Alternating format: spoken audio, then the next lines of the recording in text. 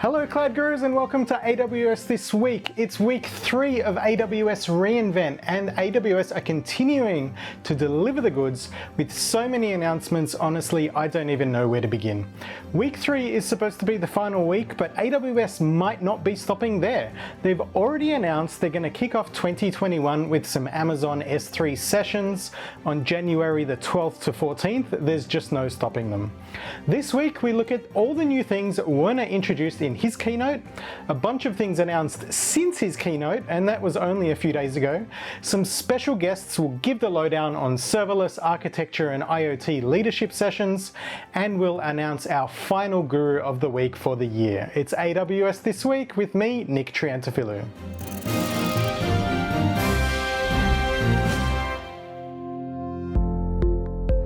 First off the mark this week is the announcement of AWS CloudShell. This is a browser-based shell manager in the AWS Management Console that gives you immediate access to Amazon Linux 2 environments with the AWS command line interface installed and pre-authenticated using the same credentials used to log into the console. This makes it extremely fast to manage your resources via command line without having to set all this up yourself. Common tools are also pre-installed and you can install anything else you need using the provided root access. This is really useful for anyone who uses the CLI to manage their resources or someone who wants to learn how to use the AWS powerful command line tools. There's no additional charge to use it, and you're also able to upload and download files up to 1 GB into your home directory. The files persist between sessions too, which is really awesome. Moving on, AWS just announced the preview of Amazon Location Service. This is a fully managed service and it helps developers add location data to applications without sacrificing data security and user privacy. It provides maps, points of interest, geocoding, geofences, and tracking for applications, and it uses high-quality data from trusted global providers. It's available now for preview in select regions, so be sure to check it out. Next up, AWS have announced AWS Cost Anomaly Detection is now generally available. This is a free service that monitors your spending patterns in your AWS account, and using machine learning, it will detect anything out of the ordinary, and it will provide a root cause analysis as to why it happened. It's there to make sure you don't accidentally run up a huge AWS bill, and it will help you with your cost controls. Very cool. Also on the cost side of things, AWS have announced that cost and usage reports are now available to member or linked accounts in AWS organizations. This gives you specific cost and usage data just for the member account, giving you account level insights for cost optimization, and will save management account holders a lot of time as they no longer need to generate their own cost reports. Also over the past few days, AWS Systems Manager, the service used to ease management of your AWS systems, has introduced 3 huge new features. The first is Systems Manager Application Manager, which enables customers to manage their applications from a single console. Next is a Change Manager feature, which simplifies the way you can request, approve, implement, and report on operational changes to your application's configuration and infrastructure in AWS and on-premises. And finally is the Fleet Manager feature, which helps you streamline and scale your remote server management process. So 3 huge new features, Application, Change, and Fleet Manager, available right now in all AWS regions where AWS Systems Manager is offered. This week, AWS also announced the first Japanese AWS Wavelength zone, available now in Tokyo. AWS Wavelength is a service that embeds AWS compute and storage services at the edge of communication services 5G networks, allowing organizations to build ultra-low latency applications which don't have to leave the telecommunications network. This avoids latency that would normally result from having to use the internet. We're getting close to the end of my announcements, I promise. AWS have also announced a preview of Amazon Managed Service for Grafana, which is a fully managed and secure data visualization service. Developed together with Grafana Labs, Amazon Managed Service for Grafana manages the provisioning, setup, scaling, and maintenance of Grafana servers, so you, the customer, don't have to do it yourselves. Sounds pretty good to me. And the final of my announcements for now is the introduction of AWS IoT EduKit. an easy way to learn to build IoT applications using AWS services through a learning program. There's a reference hardware kit you can purchase through Amazon and then use their tutorials to learn all about IoT. And it looks really cool. I'd love to give one of these a try. Okay, now it's time to head on over to ACG training architects, Craig Arcuri, Errol Hooper, and John Hanna for a discussion of all the latest reInvent updates on IoT, architecture, and serverless. Okay, thank you so much, Nick, for that introduction. How's it going, guys? Welcome back for another week to recap our final week of reInvent. Hey, Errol, it's going great. We're into week 3 here, and I'm speaking on IoT, and I got to thinking 3 weeks long, this is getting like the Olympic Games. And maybe we could hold the Olympic Games using IoT, strap some sensors to our athletes. Our fans could sign up and get the stats for their famous athletes. And as a bonus, the athletes who could program Deep Racer to ride along as they run, that would be fantastic. But maybe that's reaching a little far. But all in all, it's been a good 3 weeks. How's your last week at reInvent been going? Good. I'm definitely feeling the lack of the social interaction, but my feet are still happy. So it's a trade-off, but I'm still hoping to see everyone next year and get to spend some time with people. Without any further ado, I'll just jump right on in and talk about what the serverless sessions this week that I attended.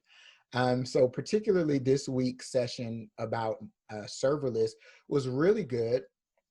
This year, the theme was pretty much, we keep hearing the serverless first. Really, what I see here with this week is really AWS really representing serverless and how we approach serverless. With this particular session here that wrapped on Thursday was pretty much focusing on Lambda and how Lambda can be used to really change the game within our architectures. When AWS first approached Lambda, it was kind of seen as that architecture, that tool that, we would go to do very quick things, things like automate our IT processes, things that we do repetitively, or maybe do some quick data processing, or just generally use its compute for just a moment. Within this particular session, really what the conversation was about was just kind of taking those guardrails off of Lambda and thinking of Lambda as a new way to kind of approach our solutions and architectures. First, through understanding that through serverless, we really have a large opportunity within our applications to decouple, breaking down those silos within our applications to these little small controllable chunks that we're able to deploy more often and just kind of push our product out to market, and kind of reinforces that fail fast approach that we all like in IT. 2 major services that I'd like to point out. The first isn't so much as a service as it is a feature, but Lambda extensions, which is now available through preview, allows us to easily integrate our Lambdas with our favorite monitoring, observability, security, and governance tools. What that does is answers that question that we have with serverless. Yes, I know that my compute isn't directly attached to my messaging or my persistence with data. And when it spins down, it's like a black hole and I don't see it. But now with Lambda extensions, also made available not only through the console, but via API, you'll be able to have a lot more observability through those tools of what's actually happening in your Lambda. So I thought that was really cool. Another one was AWS Proton. And then we may have mentioned this in earlier weeks, but I thought AWS Proton is AWS's first fully managed application deployment for containers and serverless. So what you see is like pretty much a deployment on to the nth degree, right? A deployment tool to the nth degree for our serverless and container options. And really what we see here, like I said, is just really the messaging push that this is a really great opportunity for us to really embrace these architectures and these serverless compute methods in our applications to go ahead and deliver faster and better than ever. So really good session at Compute for me. I really enjoyed that. Yeah, and you mentioned something that's always been really important, and one of the advantages of the cloud, which is decoupling. The more we can decouple our applications, the more flexible they are, the more fault tolerant they are, the more durable they become. And so I think that's kind of been a theme this year in terms of what we're seeing as new services and pushing further into that serverless space, because it does enable more decoupling, and that was the first AWS service that was launched was SQS, and the main purpose of that service was to be able to decouple cloud applications. And so that, like that's always been a theme as new services come out. And I think we're seeing a return to that in terms of the cycle of services. So I got some time to sit down and really focus on the architecture session this week.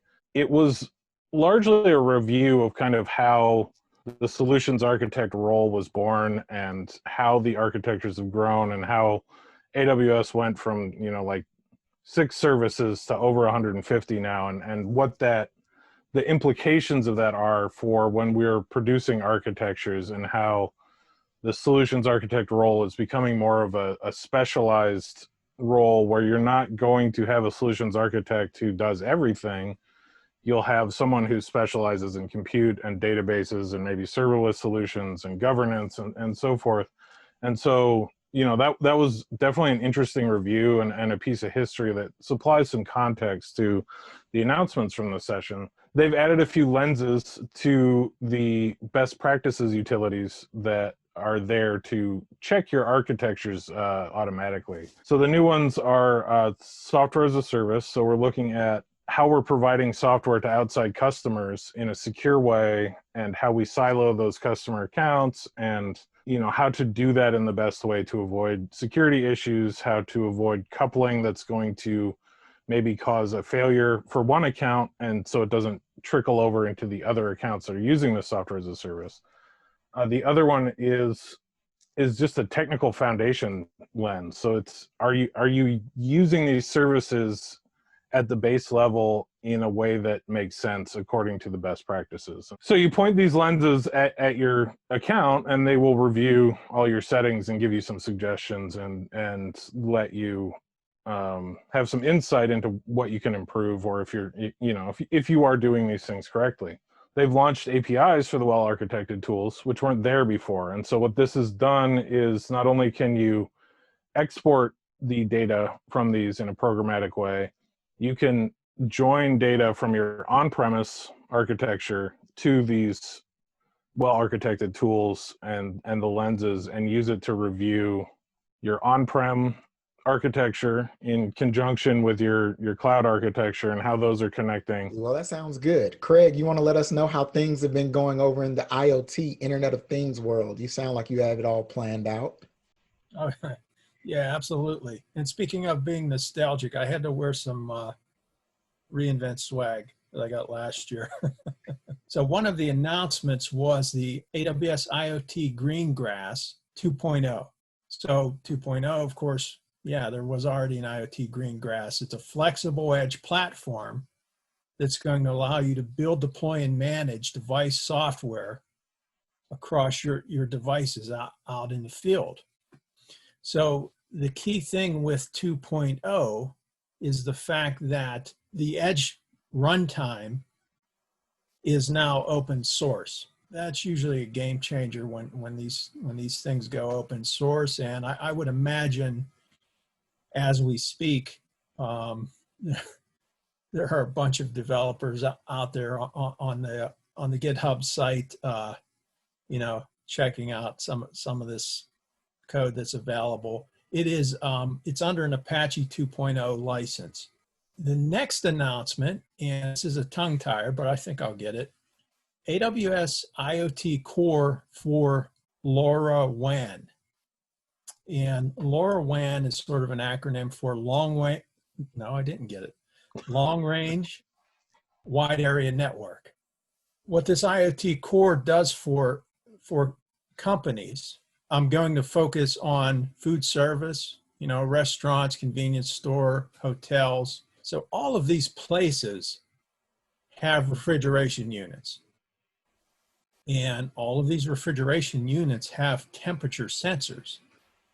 So the IoT core is going to allow connection of these sensors directly to the AWS cloud.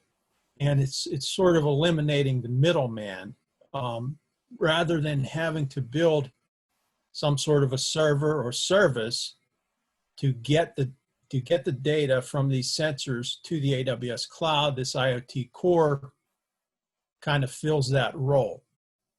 And it's really cool, the fact that it's kind of a win-win. First of all, to think about refrigerating food and food safety, just that instant access to these refrigeration devices. So it's going to protect customers. It's going to ensure that the food's not spoiled. And secondly, the fact that the food is not going to be spoiled is going to save these companies a great deal of money. So that's a pretty cool practical development. And I always get a kick out of seeing the practical aspects of these things and how they can be implemented. This is tongue twisting. AWS IoT Site-Wise Edge. This software goes out at the edge locations, and it can collect, process, and visualize equipment data on premises, even when it's not connected to the cloud. And the cool thing about this is the fact that, again, all of this is going on at the edge location. Data is being processed. So when the data is finally sent to the AWS cloud, this is mature processed data. So obviously that's a big bonus. And additionally, it's cutting down how much data you're sending across the wire, saving costs, saving time, all kinds of things. It's been great hanging out with you guys during this virtual reInvent this year. It's been fun. Certainly look forward to seeing everybody in person next year. But hey, we made the best of it. That's right. Oh yeah, we did. All right, that's it for us. Back to you. We're out. Thanks so much. Okay, thank you for that update, Craig, Errol, and John. Now it's time for our final guru of the week. This week, the winner is Megan Gilbert, a software developer at Case Consulting in Virginia, USA. Congratulations, a t-shirt and sticker pack is on its way to you right now. Speaking of swag, which is my favorite part of reInvent, if you haven't got the free reInvent hoodie yet this year, be sure to check out our resources link below, where AWS have made it even easier to claim one. You just have to watch a few videos, or attend a live demo in a virtual sponsor room, or complete the Cable Detective game. Now, one final thing before I go, I just have a few thank yous for the year. Firstly, to Joe, Jamie, Steve, and Camilla, our video editors, who at one point or another this year cut together this episode each week and remove all of my mistakes. They add the shiny things and just in general make me and all the other presenters look good. So thank you for all your work this year. I'd like to thank my co-hosts, Faye and Scott. You guys have done an awesome job this year too. And finally, a huge big thank you to our showrunner and manager of community content development, Diane Lehman. She's the person who makes this show happen every week. From script approval to correcting automatically generated subtitles that think my surname is Triantafillou, she produces this amazing series with the highest of standards each week, and it just wouldn't happen without her. So thank you, Diane. All right, that's a wrap. This was our last AWS This Week for the year. Together with my other presenters, we'd like to thank you all for watching. We will be back with more AWS news in 2021. Keeping awesome cloud gurus, have a happy holidays, and we'll see you next year.